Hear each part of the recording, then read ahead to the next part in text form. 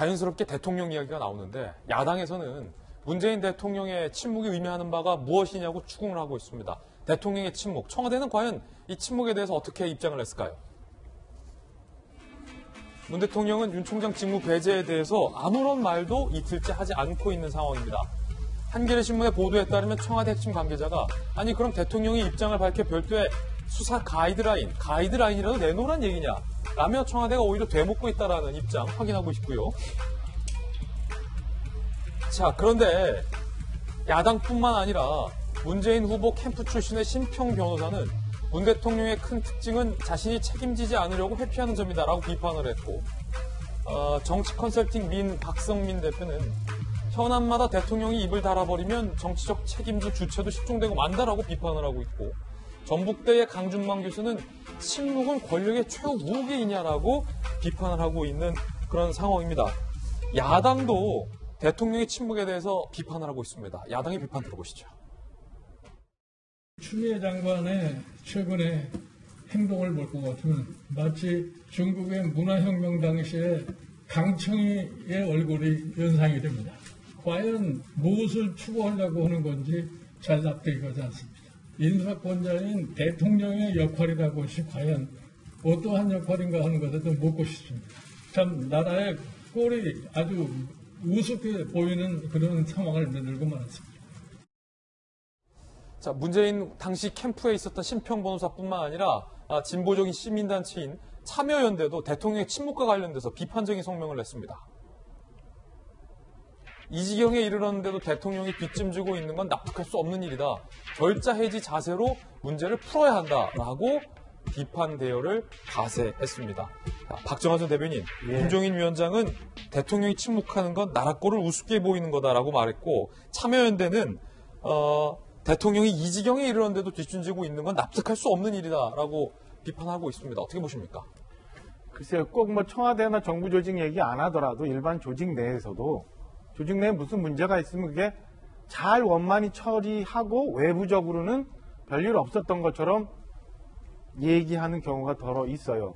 안에서 뭐 싸우고 누가 장관이 사표를 냈어도 그냥 일신상의 이유로 사표를 냈다라고 처리하면서 아무 일 없었던 것처럼 국민들 편안하게 가는 경우가 있어요. 근데 이거는 지금 벌써 추윤 소위 말하는 이 갈등이 얼마나 오랫동안 지속돼 왔던 일입니까? 지금 우리나라 좀 전에 저희 속보 왔습니다만은 580명 넘는 코로나 확진자, 그에 따라서 뭐 자영업자고 어디 다 난리가 났고요. 우리 한반도 운명 결정적으로 영향을 미칠 미국의 바이든 행정부와 새로운 행정부가 와서 지금 뭐 준비하고 있는데 우리나라 지금 뭐 하고 있어요? 아직도 뭐 법무부 장관이 어떻게 됐네, 검찰총장이 어떻게 됐네 이런 얘기 하고 있는데 왜 대통령이 정리를 안 해주신 거예요? 대통령 우리 조금 시계를 돌려볼까요? 임기 초반에도 어디 인도 가셨다가도 순방 중에도 갑자기 국내 현안 가지고 수사하라고 말씀까지 하셨던 분이에요. 근데 이 건에 대해서는 그리고 저 윤석열 총장 임명하면서 살아있는 권력까지도 제대로 수사하라고 그렇게 지침을 주셨던 대통령인데 왜 여지껏 아무 말도 안 해? 그러니까 당연히 야당에서는 비겁하다. 누구는 부끄러움을 모른다. 심지어 누구는 뭐 허수아비냐 이런 얘기까지도 나오고 있는 거예요. 이 건을 대통령 저는 뭐라고 정리를 빨리 해주셔야 우리가 다른 일을 하지 혼란 속에서 이렇게 놔두는 거는 저는 대통령 역할이 아니라고 좀 봅니다. 박지원 대변인. 예, 지금 박정하 대변인 말씀대로 나라에 걱정스러운 일이 많은데 이것까지 걱정을 이제 끼쳐드리는 점에 대해서 사실은 뭐 죄송스러운 면이 있는 거지요. 그렇다고 해서 다른 일을 정부가 안 하고 있습니까? 다 하고 있습니다. 그래서 이것 때문에 나라가 흔들리고 나라 꼴이 우스워진다라고 하는 그런 것은 그렇게 발언하는 것은 너무 폄훼하는 것이다는 말씀을 드리고 싶고요. 코로나만 해도 그렇습니다. 이 문재인 정부는 세계적으로 K방역을 잘했다고 이야기하는데 야당에서는 왜 자화자찬하냐? 응? 뭐 하면서 K방역마저도 계속 흔들려고 공격했던 것이 야당입니다. 그렇기 때문에 국민 불안을 운운하면서 이걸 비판할 자격이 없다. 저는 그렇게 말씀을 드리고요. 그다음에 대통령이 이 문제 가지고 침묵하신 적이 없어요. 대통령은 적어도 이 국민으로부터 권력을 위임받으면서 명령받은 것이 검찰을 좀 제대로 개혁해라라고 하는 그런 명령을 받았다고 지금 생각하고 있습니다. 최종적으로 가야 할 길은 검찰 개혁이에요. 그렇기 때문에 추미애 장관, 윤석열 총장 두 분을 불러서 회의석상에 만나서 둘이 손잡고 잘 좀 해달라라고 간곡하게 두 번을 부탁하셨어요. 대통령이 명령할 수도 있지만 부탁하신 겁니다. 그것이 새로운 시대의 지도력입니다.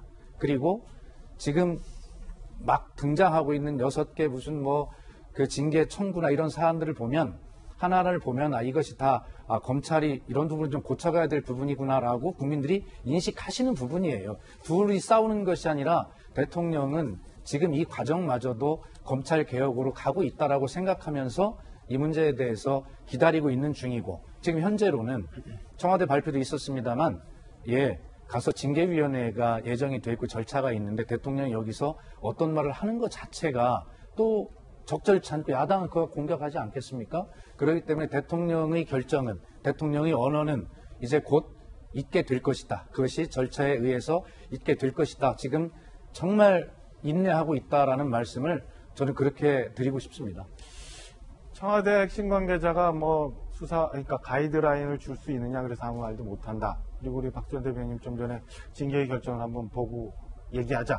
이런 걸 보면서 제가 딱 떠오르는 이제 다음 주의 상황이 징계위가 열리고 나서 윤석열 총장에 대한 무슨 징계 결정이 나오면 대통령은 내 뜻은 아닌데 징계위가 이렇게 합의하고 결정돼서 나한테 왔기 때문에 할 수 없이 해임 혹은 다른 이렇게 하지 않을까 또 피해가는 거예요. 앞서 우리 쭉 대통령과 그 전에 가까웠었던 분들 쭉 봤잖아요. 왜 내가 정치적으로 책임질 일마저도 회피하냐고 얘기하는데 저는 다음 주에 대통령 만약에 다음 주 징계위가 열려서 결과가 나오면 또 이렇게 할 거라고 봅니다. 그게 지금 야당이 비판하는 거예요. 차라리 내가 임명했던 검찰총장 잘못 가고 있으니까 해임한다. 그 모든 정치적 책임 내가 진다라고 해야지 징계위에서 했으니까 나는 그냥 사인할게 라고 하는 거는 대한민국의 대통령의 모습은 아니라고 저는 분명히 말씀드리고 싶습니다. 문재인 대통령 그런 대통령 아닙니다.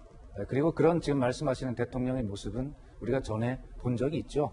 그렇게 하지 않을 거라는 말씀을 드리고요. 그다음에 한 가지만 말씀을 드릴게요. 제가 한 두세 차례 말씀을 드렸는데 제가 청와대 첫 대변인 시절에 문재인 대통령이 늘 강조했던 이야기가 박근혜 대통령님 정부에서 임명됐던 인사들이라고 해서 임기가 남아있는데 공기업 사장 감사도 마찬가지입니다. 절대 그 임기를 건들지 마라. 우리가 그렇게 하고 싶은 유혹을 느낄 때라도 그것을 참고 이겨내고 임기를 보장해 주는 것이 결과적으로는 더 좋은 민주주의를 만드는 길이다라고 하는 그런 인사 철학과 국정 운영 철학을 가지고 있는 대통령입니다. 그렇기 때문에 일단 이 추미애 장관과 윤석열 검찰총장 두 분이 잘 검찰개혁을 이루라고 하는 그런 간곡한 부탁과 명령을 하신 것이기 때문에 어쨌든 그 절차까지는 다 모욕적이지만 야당으로부터 또 다른 곳으로부터 그런 모욕적인 언사를 받으면서도 대통령은 바로 어떤 인사권을 행하는 것보다는 그를 참고 인내하면서 그 본질에 이르는 것이 더 좋은 나라를 만드는 길이다라는 마음으로 참고 계시고 아마 그런 절차에 의해서 어떤 결론이 나오면 또 단호하게 본인이 할 때는 할 것이다 이런 말씀을 드리고 싶습니다. 이제